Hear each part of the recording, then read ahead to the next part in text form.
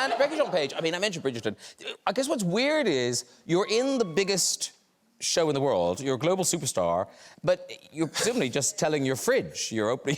Yeah, it's just me and the four walls and my cushions, my exceedingly bad cushions that all my friends tell me off for. But has the postman been impressed to find Regé-Jean behind a door?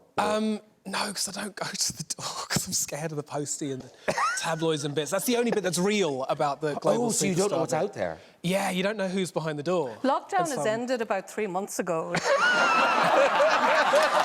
And this is why we don't tell you. Yeah. You didn't tell me. You didn't tell me at all. I just don't like an audience. We're all delighted to see you, Dave. Yeah. But I don't know if you're watching Bridgerton, but Regé-Jean, you are proper Foo Fighters. I'm hugely relieved you're not in the studio. I wouldn't be functional if you were. But it's a pleasure to meet you at a distance, sir. No, because didn't you learn to play the drum? You're pretty much the reason I'm a performer entirely. The first song I learned to play on drums was Learn to Fly. My brother and I would terrorise my neighbours with this on loop. We'd play it at like all of our local church halls, like just. Because I think we've got a picture of you, Regé, in your band. Here you are. Look at you. Look at you. So cool. That's what you did, Dave. You built this. Yeah. You built that. Don't put that on me. Don't put that on me. Regé-Jean is the Duke of Hastings in Bridgerton. It's streaming now on Netflix, and I mean, this thing is a global phenomenon, 82 million households. So I hear. If someone isn't a member of one of those 82 million households, tell us what it's about. It's the period dramas you know and love, but not as you know them. It's faster, wittier, funnier, sexier, considerably sexier, very glamorous, and just unashamed of its own joy. And so it's kind of, we did our best to kind of subvert the things that you think you know about period dramas and let you have a bit more fun with them, because we all need a bit of fun at the moment. And this comes from that kind of incredible Shonda Rhimes world, Shondaland, which you were in Shonda world, Shondaland already. Yes. I've been working for Shonda for the last 3 years before Bridgerton in a show called For the People. I've been doing a New York lawyer, been doing my best kind of fast-talking, high-trouser type of acting. And Shonda didn't actually know that I was British when they were casting Bridgerton. She was just like, I want what he was doing in that show, but British. And then I turned up and we had our meeting. She was like, wait, you're not American? I was like, no, this is actually what I do. You'll be the first person to allow me to act in my own accent for about 6 years.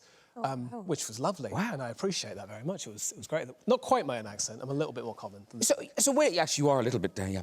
But I was a bit disappointed. I was like, oh. I mean, I can't hold it back. It's a lot of effort. Oh, very good. And, of course, the two of you, you share a castmate, Nicola. Yes. We do. Yes. Yes, lovely Nicola, yeah.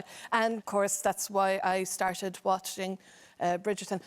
And you're one of the reasons I stopped watching it. I do my best. Yeah, actually, because I live alone and there's a pandemic going on, and just watching very beautiful people have a lovely time dancing and having sex, I'm like, I don't want to watch that. Crying, eating beans in my pants. Another episode, I hate myself. I'll just eat a radish. Oh, but look! Let's go back to the garden. Balco, no. If you put Bridgerton to the radishes, They would grow. Yes, we're going to watch a little bit of Bridgerton. This is you sparring with Daphne Bridgerton. Oh. You appear displeased. Do I? We find ourselves seated beside each other, Miss Bridgerton. I'd like to think you're happy about that. Perhaps, Your Grace. It would be better if you refrained from thinking about me at all. It is simply surprising. Yes, however is it possible for a lady to offer anything but a smile while seated beside a duke? Regarding subjects much too... Even one of your reputation. You are aware of my reputation. I'm aware of your friendship with my eldest brother. If that were not enough, I'm also aware of the things a certain writer has recently written of you. Presumptuous. Clearly. Arrogant, most definitely. You are a rake. Through and through. And tell me I'm wrong. Who is to refrain from thinking about whom, again? I assure you, I'm anything but interested in you. Good. Quite. And I anything but interested in you.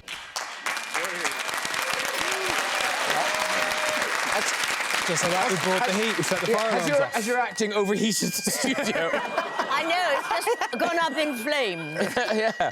Ooh. Regent he is so hot. He is so hot. The fire alarm's gone off. I'll take that. Can we please keep that in the show so I can have it in the showroom?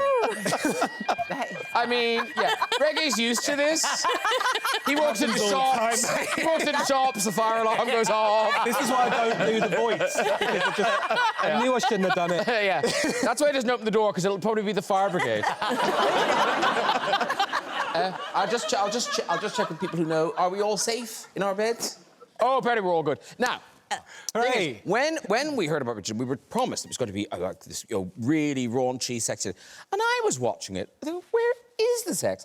But my God, once you pull the ripcord, it's non-stop. There's a bit. I mean, even you must have been kind of, at the table read, you must have been going, blah, blah, blah, blah. I haven't spoken for pages. Well, I got my mouth full half the time. Which I was insisting on, because I think that's important to see on TV as well, because I think that is uncommon that you see that kind of power dynamic in raunchy scenes, and that's part of the way that we did want to modernise the show. So the Duke does have his mouth full, and he's proud of it. But yes, there was a fair bit to be done on the show. Because you're really going for it, but you're going for it in kind of beautiful locations. I mean, like... And occasionally very uncomfortable locations. Well, yeah, those library steps didn't look easy. Yeah, the chiropractor. But didn't you have room monitors in the stately homes? Well, this is a problem, because the set, as usual, is more valuable than any of the actors. So if you're in, like, a 200-year-old bed or a 400-year-old four-poster, it has to have a minder. Like, when people kind of bring very expensive jewellery around, they have to have a bodyguard for it. There's a bodyguard for the room. And so at all times, you got this minimal set, everyone gets very quiet, very respectful, and you derobe and you hit the bed. And then there's also just like Fran in the corner, who's just standing there just kind of deciding whether or not to look. She's like, I have to look. I'm not allowed to look. I have to look. Could you please go easy on the bed? It's very, very old. It's not quite so enthusiastic. Oh, do go on. That's the inner monologue that I imagine is going on in the corner of the room. Yeah, I'll stop them in a minute. And presumably you had to have the awkward kind of family conversation before. Yeah, a little bit. I mean, we've got a family WhatsApp group, so there's a couple of, flashing red light emojis and the odd peach emoji. Certain people have threatened to rate my peach. But we missed a couple of family members, and so people do enjoy the fact that, like, a couple of cousins missed the memo. And so they're watching the show, and I got a very stern message in my Instagram DMs, oddly enough, just going, there really needs to be a cousin warming. I had to make so many tactical cups of tea. And I left the room and made my tactical cup of tea and came back, and you were still going. So I had to start doing pots of tea. You had to kind of keep building up the... A three-course meal, a tasting menu, if you will. Absolutely. Do you feel awkward during sex scenes? No, not really. Not when they're done right. Because we've talked a lot about our wonderful intimacy coordinator. Yeah. So it's scripted, just like a dramatic scene, except physically scripted. So you know where your hands are going to be, whose hand's going to be where, at what point, how you react to that. It's literally just choreography, at which point... It takes the embarrassment out of it, I suppose, doesn't it? It takes the embarrassment out. It also takes the risk out, because also that you can... It's like choreographing a fight scene. You can do damage if you're not careful with your co-stars. Yeah. Did you look at that photo when the screen froze of me on Good Morning Britain? Did you use that, maybe, as inspiration? I thought that was your audition. I thought that was a brief audition. I was about to call up the producers and say, have you seen that? We've got an expert. You could be the intimacy coach. Couldn't I just? I'm pretty sure I make that face a couple of times, to be fair.